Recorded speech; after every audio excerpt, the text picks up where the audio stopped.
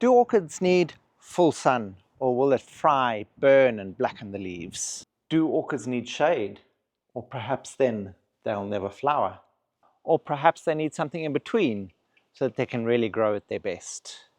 A lot of people are unable to grow outdoors, so they have to grow in the indoor conditions that they're given and what lighting is going to be best for them then. We've seen those orchids out in the full sun now, and there's going to be some special requirements for those too, which we'll get to at the end. So how are we then going to be able to judge what are the best lighting conditions for our orchids? The first thing to do is do a little bit of research on them, check where they come from naturally in their own environment, and that will give you a better idea of what their lighting requirements are. Your orchids themselves are also going to start to tell you. If your orchid leaves start going that deep, rich emerald green, you know they're probably in too dark a position and they probably won't flower for you. If they're a nice bright green, almost sometimes a sickly yellowness to it, then often that means they're in ideal light conditions. I know that doesn't sound right, but often that's where they'll do their best. It means they're getting enough light for photosynthesis so that they can still produce those beautiful flowers. But remember, if they're getting too much light, yellowing can also be a problem. If they start going too yellow, or if you start seeing that purplish or reddish tints to the leaves, then perhaps the light conditions are a little bit too bright for the plant, and this is just trying to give it a little bit of sunscreen that it needs. It doesn't mean that it's going to be too harsh, but it does mean that there could be a possibility of burn happening if the light gets any stronger. And in our home, how can we judge what's going to be the best lighting conditions for our plants, or our orchids anyway? Let's have a look. When growing orchids indoors, the brightest light conditions are always going to be the ones closest to the window. And as you move away deeper into the room, the lighting conditions are going to start getting darker and darker. So what you really want to do is put those orchids that particularly like lots and lots of light. So things like your Vandas, who can, as we've seen, those semi-terete and terete Vandas like that full sun, so they need at least some full sun to really flower properly. Also your epidendrums like a lot of light. So anything that likes a lot of light, you can put closer to the window so that in the mornings or the afternoons when the sun comes blushing through your window, they can get that good full sun. Also then things like your Cattleyas that do like lots of light can then go a little bit closer to the window as well, perhaps one step back from your full sun orchids so that they can get bright light. If the light is too strong, it will start to burn the leaves. Then after that, things like your Phalaenopsis, you can then put one step behind your Cattleyas. Also, the little bit of shade from your other orchids will also help reduce the light stress on things like your Phalaenopsis. And then, of course, things like your Mastivalias and your Paphiopedilums, especially those ones with the spotted leaves, they like lower light conditions. So those you're going to put deeper into your room. The measurement of brightness or the amount of light is lux. And for highlight orchids, they're generally looking for a lux of between 3,000 and 5,000. For your medium light conditions, you're looking at between 1,500 and 2,500. And your lower light conditions are generally about 1,000 to about 1,500. And now you're saying, how am I supposed to guess in my room where that is? There's a little cheat that you can do without spending any money on a fancy light meter, is some of these apps on your phones are able to use your camera to tell you what the brightness of the room is. They'll give you a basic idea of what the lux of that area of the room that you're trying to judge your light conditions. So a lot of free apps out there. Just go around, have a look, and try one of them out. That will help give you a better idea of where to place your specific orchids. And remember these orchids that I now have here inside the house in full flower. This is, for instance, a Leliantha, which likes lots and lots of light. And now I've got it in a medium light condition. This I can't then go put straight back out into the full sun because it needs to reacclimatize itself to brighter light conditions. So this I'll move closer to the window for a couple of weeks to allow for more and more light, and then we can move it back outside into the full sun where it was.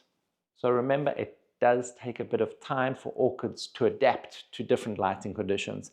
That's also one of the reasons that you may find if you move an orchid from outside indoors, your flowers may not last as long. For one, your humidity levels aren't going to be right, but also the sudden change in light puts stress on the plant, and it can often cause the flower to not last as long as what it would have otherwise. And here, these two Cattleyas in such a dark section would never have given me flowers if I hadn't been growing them in a brighter condition. So always remember, lighting is very important for your orchids, because often you'll end up growing them and they'll grow beautifully with those beautiful, dark, luscious, emerald green leaves, and you'll never get any flowers, often because you don't have enough light. But then again, remember, too much light can start to burn your leaves. Often you'll land up with a white sort of streak happening on your plant on that surface that is facing the sun. And that whiteness will then slowly turn black, and that part will have been burnt and die. It will go soggy first and then just dry out and die. So you have to be careful of that, because that's also going to be a way for infection to get into your plant as well. As the tissue gets soft, it's going to be easily attacked by fungal and bacterial pathogens. And after we've given you the special conditions for those sun-loving orchids, we'll get down to giving you a basic list of what some of the orchids' light requirements need. Just a short list of some of the most common, so it will help you identify which orchid you have so that you can put it in the right spot. Now, what are the special conditions that we need for these full sun orchids? The most important one of it is air movement, because it's the air movement that helps keep the leaves cool. And it's as that air blows across the leaves, keeping it cool, it's going to stop those sections from overheating and dying, which causes that softening of the tissue, which will then die. So it's air movement through your orchids that's going to be very important. So that's why often indoors this can be quite difficult, because if you're putting them indoors right near your window, there may be very little air movement unless you can open that window. So keeping that air movement through is going to be important, along with high humidity, because these orchids obviously in the sun are going to dry out really quickly. And if they're unable to absorb moisture from the air, it means you're going to have to be watering them continually. So air movement and humidity are going to be important. And also, being full sun orchids, whether they're Spathoglottis, whether they're Vandas, whether they're epidendrums, whichever the ones they are that are growing out in the full sun, they're often going to be heavy feeders. It's because of the amount of energy that they're using for that photosynthesis and growth and flowering continually. They need lots of food to keep them going. And also, while we're talking about getting this much sun onto your orchids, also remember, with a lot of orchids out in nature, they're going to get more sun during that winter period. So whether you're growing indoors or whether you're growing outdoors, try and give your orchids higher light conditions during those winter periods, where for one, your number of light hours and the intensity of your light is generally lower as the sun moves across the horizon. As the sun moves down across the horizon, the light intensity decreases. So you're going to be needing more light and for longer hours. So if you're growing indoors and you have less light during your winter periods, remember, you may have to supplement with artificial lighting. And what is generally recommended for this artificial lighting is a full spectrum white LED light of about 6,400 Kelvin. This will give you optimum vegetative growth. Of course, if you want to then change over lights during flowering and that, you can do for softer yellower lights. or pinker lights, but for vegetative growth, that one's going to be the best. And it's going to be a good all-round light to use.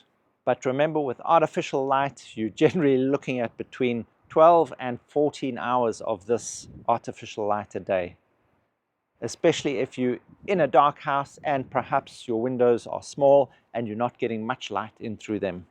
Talking about indoors again, we're running around and round in circles, sorry. Remember, your east and west facing windows, the east facing windows get your morning sunlight, your west get your afternoon sunlight.